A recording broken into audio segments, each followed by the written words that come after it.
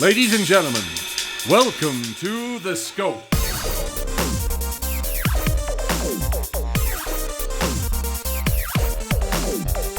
And now, here are your hosts, Jared, Adam, and Shane.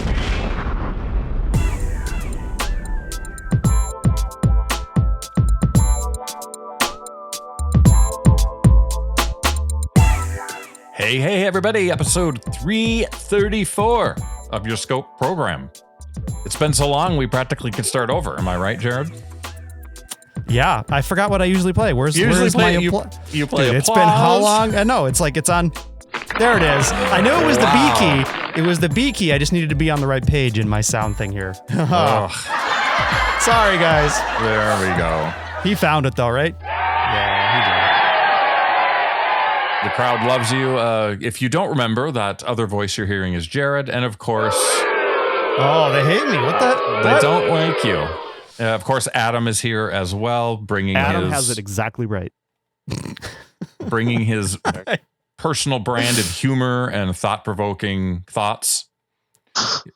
What I was That was 30s Adam. Yeah. 40s Adam has none of that. You know what I was going to say during our show conference before we get going? I was going to say, like, Conference. we've been doing this so long that technology is caught up to the Adamatic, where we literally could have Adam on the show, but not really have him on the show. We could totally control everything that he says in his voice. Thoughts? I guess I can sign off right now. Thank you. Oh, Jared's like he's already on it. I feel like he's trying to find this. I don't pay for any of the services that would allow me to. Okay. have Well, this, we'll talk about it later, but I'm just thinking that anytime one of us is sick in one of our 2 shows per year, it's totally easy just to get us in there. I was thinking about Roger Ebert, you know, the famous movie critic who famously lost his voice from cancer, and he was around for a few years. He didn't have a jaw. And they were just starting to talk about that technology of being able to reproduce his voice via computer. And now it's like, what you can do now would just be amazing. Technology. It's a good thing. Anyway, sorry. I guess. I mean, it could be the death of us all too. So yeah, it could be. I mean, you know, glass half full, smash glass. What do you want?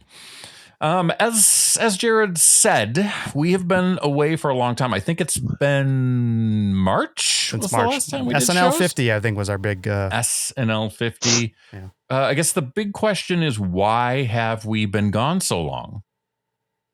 That is the question, I think. Yeah. Yeah. I mean, Why? there's lots of questions. Yeah, I mean, I'm not sure who's asking it. We are definitely asking I'm it. asking it, and I'll probably answer it. I'm distracted by the B wing in Adam's background there. The B wing. Oh, I didn't notice that, Adam. I can Very spot cool. a Star Wars.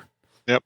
We'll cover that. I doubt you can tell. But that's a whole bunch of Star Wars cards right there. Look at that. Go buy Anyway. one. I'm distracting from the question. The question everyone's asking is, where question have is- we been? Why were we gone? I don't think that there's any, major reason. There's no health scares. There's no tragedy.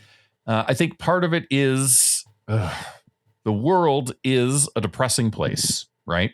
And to come in and do fluffy shows sometimes seems like the hardest thing to do, at least for me. And it's no secret, like, the shows and the topics and the things that we talk about are sort of dictated by me. And if I don't feel like doing it, well, then things sort of go on hiatus. And that was really it for me. I was thinking back to our first 4 years with Trump, and I guess we're going to get into specific politics, and the fact that we did shows pretty regularly back then, but we talked a lot of politics, and I think it for me anyway, it wore me down. I don't know what you guys think or, remember of that time, but it was a lot of negativity. I mean, and to get back into that sort of rhythm is hard because I think it's so much worse now.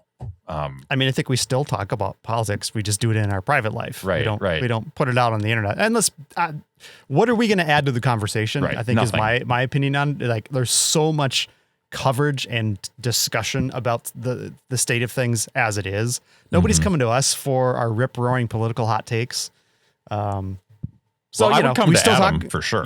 Well, sure, but you just do that privately. We don't need to share with the world. Yeah. But nonetheless, that's still, Bleh. it has an impact, and it's made me less motivated to do that sort of thing, which ironically, I think if we would, I'd probably feel better about life, doing something creative and what have you. But we're back now, and I'm excited to be here. What about you fellas? Is this feeling like a chore, or is this feeling like something that's kind of refreshing for once? It's fine. Today has been a little stressful with the weather and everything, but no, I think it's fun to be back. I had to remember how to do everything, which is weird. I had to go to the YouTube audio library and pull some fresh tracks for y'all. I'm excited. I just had to remember how everything was routed and patched, and hope that I had done an OS upgrade recently on my computer, and I just kind of hoped that my software still worked as expected. It did, thankfully, for the most part. Yeah. And Jared came over, Adam, and got me a new mic, got things set up. So I'm hoping I'm sounding better than I normally do. We're You sound like you weekly going forward. Yep, we're going back to weekly. Maybe. So Shane has the mic that he had used when we recorded in my basement. So it was just sitting there unused. So I brought it to his house, and now he has it there. So he probably sounds very similar to me, would be my guess. Which is hot and sexy. As far as the tonal qualities imparted by the microphone. I think you sound better for sure. Yeah. Just in hearing it here in the moment, I think you sound more controlled, a little less roomy, which is good. I think that's a property of the microphone, which is a little more cardioid pickup. It's going to pick up right in your face and not the entire room. So yeah, it's an upgrade, awesome. in my opinion. Thank Adam you. is unhelpful. We can't help him at all. Yeah, he is what he is. He's gonna do his thing. He's gonna. He's biding. He's always going to transmit from space. That's just how it is. Yep. Biding his time to say something classic Adam. Yeah. Adam has it exactly right. See? So Adam, Jared, go ahead. I don't feel like it's like a burden. I agree that I just feel like less motivated to do lots of stuff. Right. Because of the world, but also I don't know. Here. It used to be if I had a technology problem or thing I was interested in doing, at my house, I'd be like, oh, cool, I'm going to do that. And now it's I'm having a weird DHCP server issue with my router, and I'm just whatever. It works okay. So I just don't have the, I don't know. Yeah. The whatever, the motivation to fix it. So I'm well, I'm going to change it to transparent mode, and my wife works from home. It's just going to mess that up. Nothing's worth it. I guess that's what it comes down to. Nothing is. Do you think, Adam, that is just a product of getting older? Is that a product of the world we live in, or maybe a little combo platter of the two? I think it's everything, and I think it's also so I didn't have a kid for a long time to take care of. It's I can't even blame it on that, but yeah. I still feel very similar. That's true. Yeah, I mean, I can't take away one of the variables and then rerun the simulation and figure it out. Right. To know what it is. Yes. Not yet. That's true. We're working on that technology. Soon we'll have it. OpenAI is working on it. Anthropic's working on it. We'll run it back. So I don't know. This, my office is a mess. I hate it. I hate coming in here.